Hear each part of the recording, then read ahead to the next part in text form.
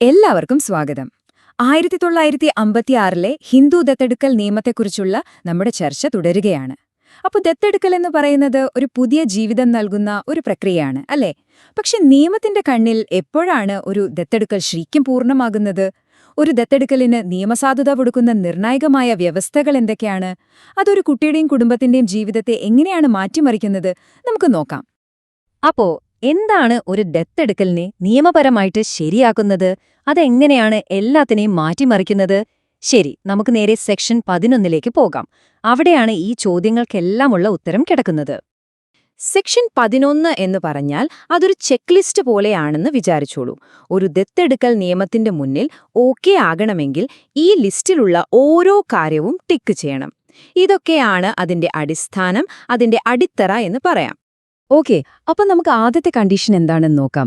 ഇത് പ്രധാനമായും പിന്തുടർച്ചാവകാശവുമായി ബന്ധപ്പെട്ടതാണ്. അതായത് സിമ്പിളായി പറഞ്ഞാൽ നിങ്ങൾക്ക് സ്വന്തമായി ഒരു മകനോ അല്ലെങ്കിൽ മകന്റെ മകനോ അതുമല്ലെങ്കിൽ മകന്റെ മകന്റെ മകനോ ജീവിച്ചിരിപ്പുണ്ടെങ്കിൽ നിങ്ങൾക്ക് വേറൊരു ആൺകുട്ടിയെ ദത്തെടുക്കാൻ നിയമം സമ്മതിക്കില്ല.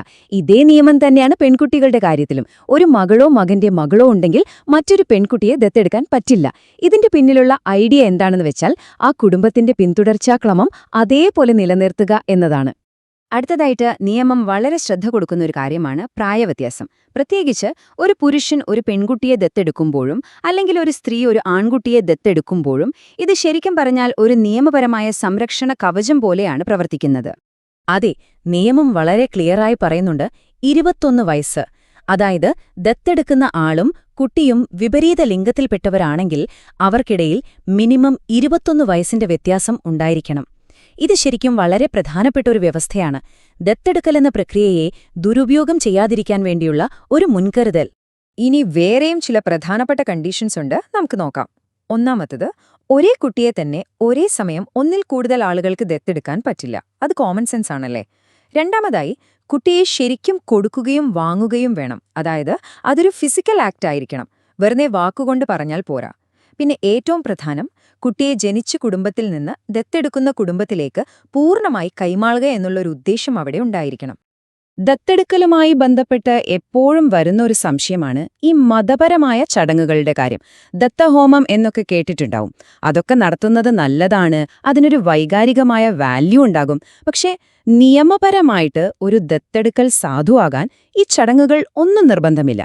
നിയമം നോക്കുന്നത് ആക്ച്വൽ ഗിവിംഗ് ആൻഡ് ടേക്കിംഗ് ആണ്.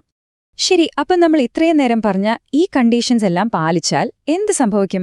അവിടെയാണ് നമ്മൾ സെക്ഷൻ 12ലേക്ക് വരുന്നത്. ഇതാണ് ശരിക്കും ആ പുതിയ ജീവിതത്തിന്റെയും പുതിയ കുടുംബത്തിന്റെയും നിയമപരമായ തുടക്കം. ഇതിന്റെ ഒരു ഇമ്പാക്റ്റ് അത് വളരെ വലുതാണ്. അത് ഉടനടി സംഭവിക്കുകയും ചെയ്യും. ഇതാണ് സെക്ഷൻ 12ന്റെ കാതൽ. ദത്തെടുത്ത ആ ദിവസം മുതൽ, ആ നിമിഷം മുതൽ ആ കുട്ടി എല്ലാ അർത്ഥത്തിലും ദത്തെടുത്ത മാതാപിതാക്കളുടെ സ്വന്തം കുട്ടിയായി കണക്കാക്കപ്പെടും. ഫോർ ഓൾ പർപ്പസസ് എന്നാണ് നിയമം പറയുന്നത്. ഇതിന്റെ അർത്ഥം എന്താണെന്ന് വെച്ചാൽ ആ കുട്ടിയുടെ പഴയ കുടുംബവുമായുള്ള, അതായത് ജനിച്ചു വീണ കുടുംബവുമായുള്ള എല്ലാ നിയമപരമായ കെട്ടുപാടുകളും അതോടെ മുറിയുകയാണ്. അതോടൊപ്പം തന്നെ ദത്തെടുത്ത കുടുംബത്തിൽ പുതിയ അവകാശങ്ങളും ബന്ധങ്ങളും ഉത്തരവാദിത്തങ്ങളും എല്ലാം ഉണ്ടാകുന്നു. ഇതൊരു കംപ്ലീറ്റ് ലീഗൽ റീബേർത്താണ്, ഒരു നിയമപരമായ പുനർജന്മം. പക്ഷേ ഈ വലിയ മാറ്റത്തിന് ചില എക്സെപ്ഷൻസ് ഉണ്ട്. എല്ലാ നിയമത്തിലുമുള്ളതുപോലെ ചില ഫൈൻ പ്രിന്റ് അല്ലെങ്കിൽ ചില പ്രത്യേക വ്യവസ്ഥകൾ ഇവിടെയുമുണ്ട്.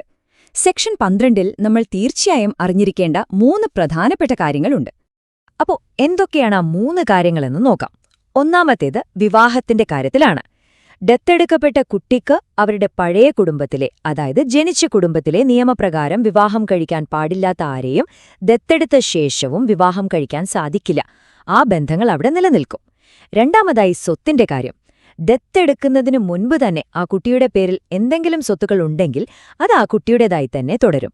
ദത്തെടുത്തു എന്ന് കരുതി അത് നഷ്ടപ്പെടില്ല. മൂന്നാമത്തേത് മറ്റുള്ളവരുടെ സ്വത്തവകാശത്തെ ബാധിക്കരുത്. അതായത് ദത്തെടുക്കുന്നതിനു മുൻപ് മറ്റൊരാൾക്ക് നിയമപരമായി കിട്ടിയൊരു സ്വത്ത് ഈ ദത്തെടുക്കൽ കാരണം നഷ്ടപ്പെടാൻ പാടില്ല. ഇതെല്ലാം കേൾക്കുമ്പോൾ നമ്മുടെ മനസ്സിലൊരു ചോദ്യം വരും, അല്ലേ? ഒരു കുട്ടിയുടെ ഭൂതകാലത്തെ നിലനിർത്തിക്കൊണ്ട് തന്നെ എങ്ങനെയാണ് നിയമം അവർക്കൊരു പുതിയ ഭാവി നൽകുന്നത്? ഒരു വശത്ത് പഴയ ചില ബന്ധങ്ങൾ, പ്രത്യേകിച്ചും വിവാഹത്തിന്റെ കാര്യത്തില് നിലനിർത്തുന്നു. മറുവശത്ത് ഒരു പുതിയ കുടുംബം, പുതിയ അവകാശങ്ങൾ. നിയമം എങ്ങനെയാണ് ഈ ഒരു ബാലൻസ് കണ്ടെത്തുന്നത്? ഇത് ശരിക്കും ആലോചിക്കേണ്ട ഒരു കാര്യമാണ്.